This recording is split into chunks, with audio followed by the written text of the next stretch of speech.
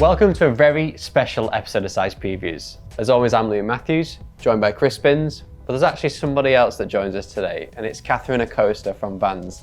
And we thought, rather than us trying to do the explaining, it'd be worth you telling us about who you are and what you do. So yeah, my name's Catherine, and I started at Vans in 2018, technically, as actually an intern in footwear for archive and history. And this was a very sort of testing the waters at Vans HQ in Costa Mesa, California, as I should mention, for actually creating an archive, which the brand didn't have previously. And it was one of those things too that my position came, like I said, rather organically from the design department via footwear, because they were the ones at the brand who felt most passionate about having some sort of internal historic resource. So what stage did the conversation go from being an intern to as an archivist position that we could potentially create now? Yeah, so I think it just took on traction internally, and they really saw the need through the internship, which I sort of did a light sort of proposal for what an archive could be, which from my perspective was coming really from museum experience I had, because I was in graduate school sort of pursuing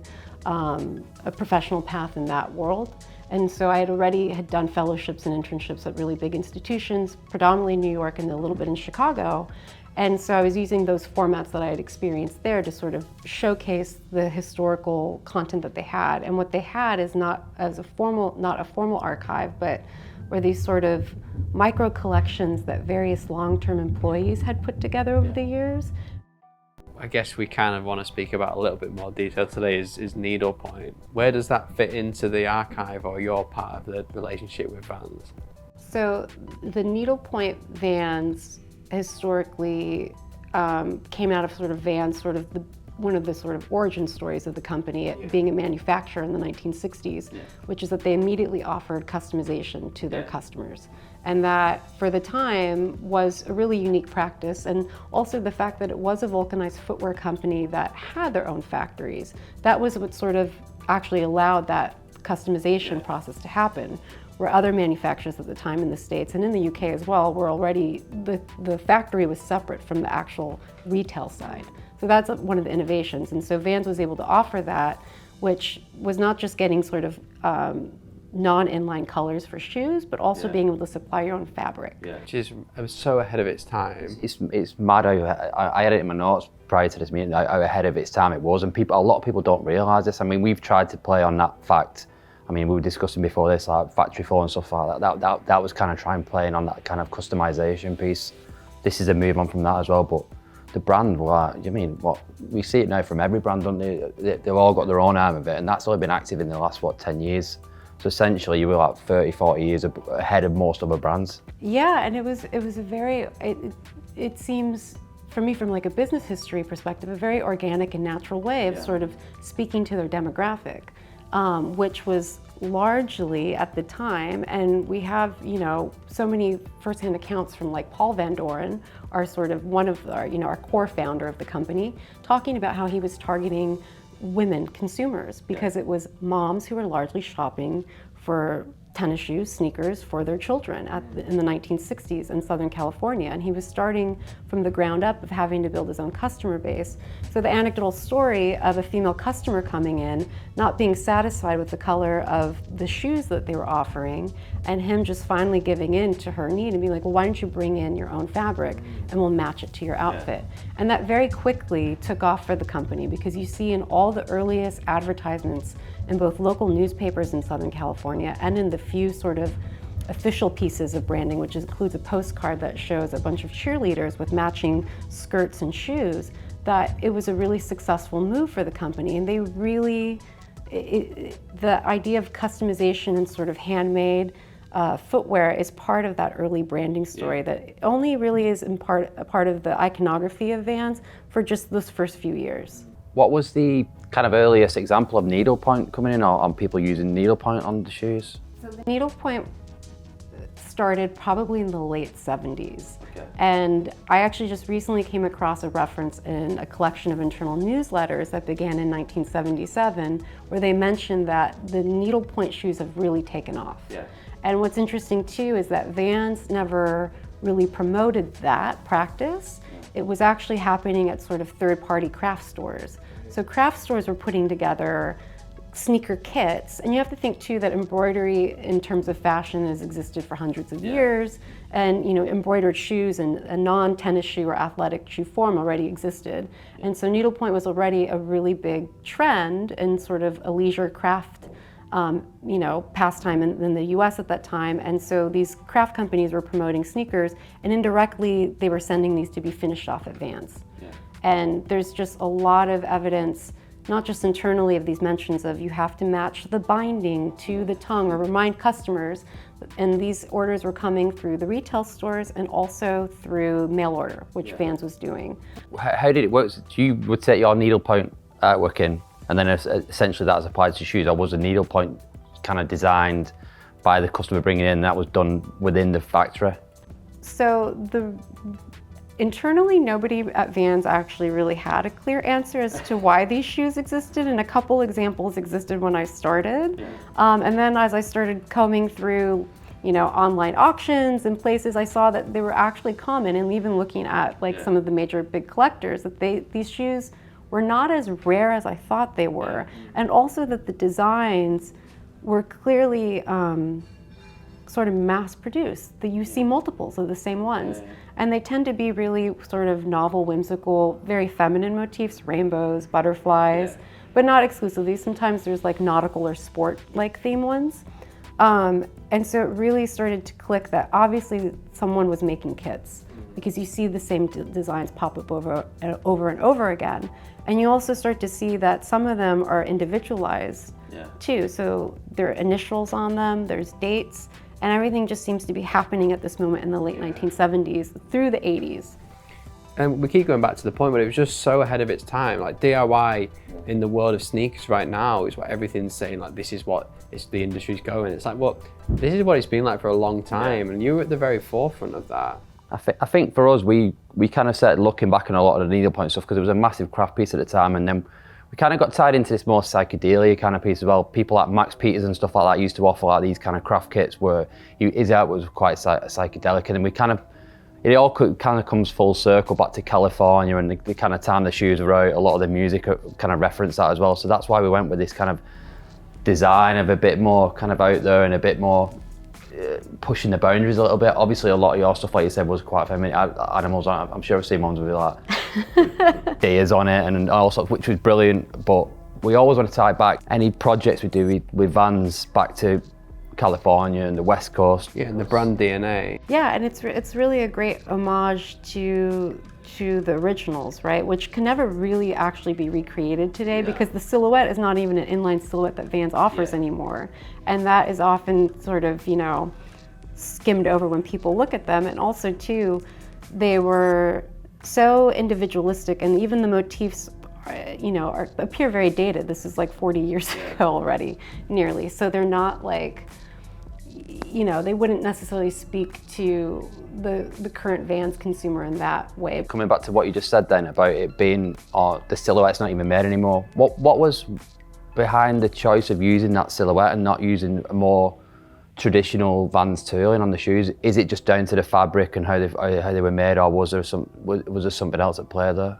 I can't give a firm answer as to why they didn't. First of all, it's not just one silhouette they use a couple.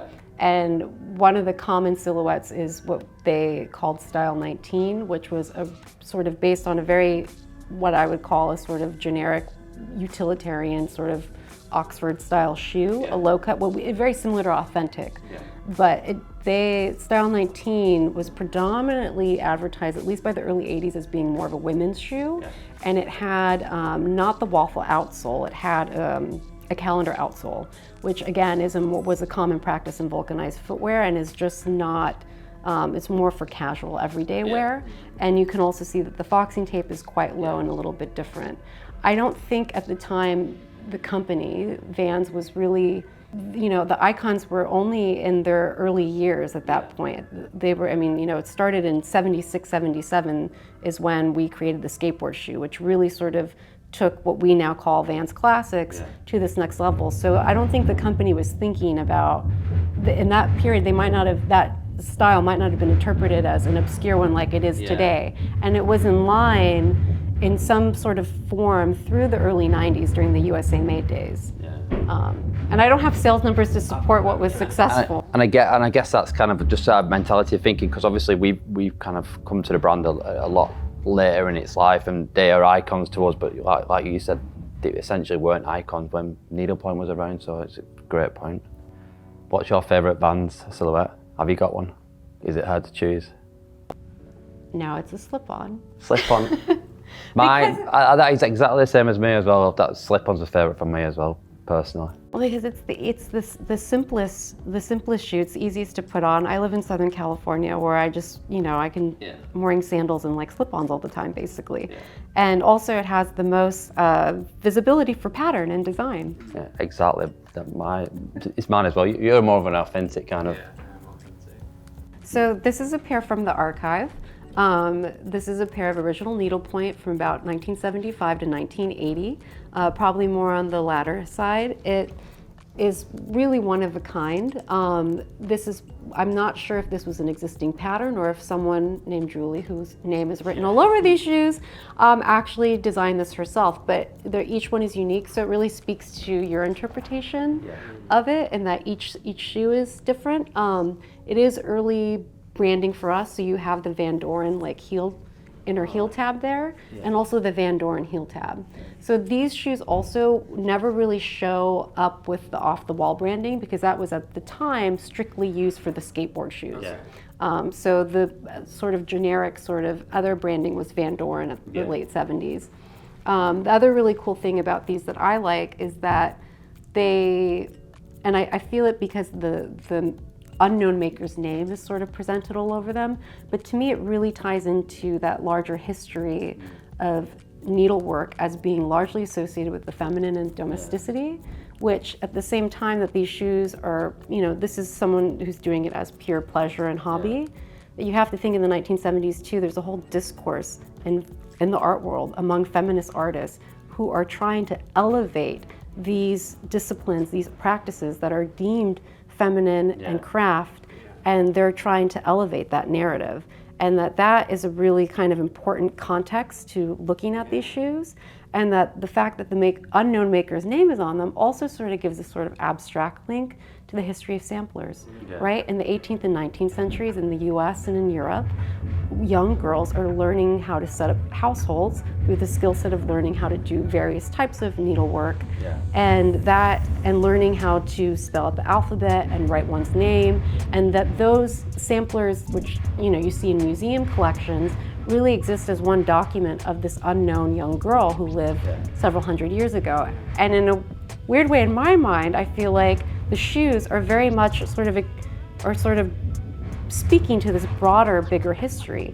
in a different time period. And I think that context really enriches them and gives it a whole other meaning. And just the fact that a lot of the motifs that you see on the historic ones tend to be really whimsical and feminine.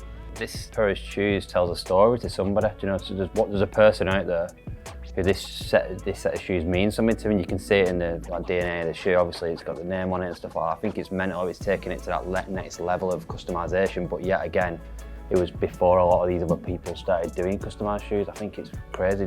You try and think of the story these shoes can tell. Just that, but I think what Catherine's point is a super powerful one. This shoe itself embodies so much more. It embodies centuries of context and history.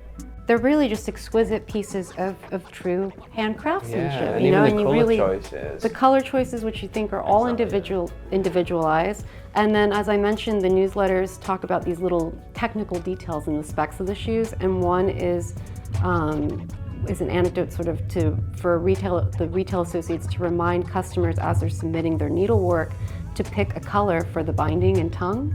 And so not all of them have a different color. Sometimes it's just like a plain canvas, but this one clearly she chose brown to contrast with the color scheme of the rest of the shoe. And also too, it should be said that the historic examples are always exclusively needlepoint. There is no other sort of embroidery technique used in them. Perhaps there are, but I haven't seen a pair. And the company itself always refers to them as just generically the needlepoint shoes. Needlepoint just to sort of give like technical reference, it's typically done with like wool yarn, and it's a tent stitch, so it's bottom left to upper right. And so you could see it's a really simple stitch. So in terms of, in comparison to other types of needlework and embroidery techniques, this was a really pretty simple and easy one to do. I just love the contrast of I love the colours on I love the colours on them. And even on just like the different use of fonts and placement. I think it's one of the best birds I've seen of this. Like the detail that's gone into it. Just thinking, like, Julie's out there somewhere. She's still out And there. that's what I was trying to get at. I think the fact that these shoes belong to somebody, they obviously meant a lot to somebody, and it just probably still out there somewhere. And well, and I think that's why so many examples exist. I wonder why they're not with Julie anymore. Like, at what stage did they? Well, again, is it the same when you go back to being to Vans, like keeping hold of something? It's like when you get for a pair of shoes, you just kind of pass it on and move it on. At the time, you don't really think about it. I don't know if I would do Yeah, that. I suppose so.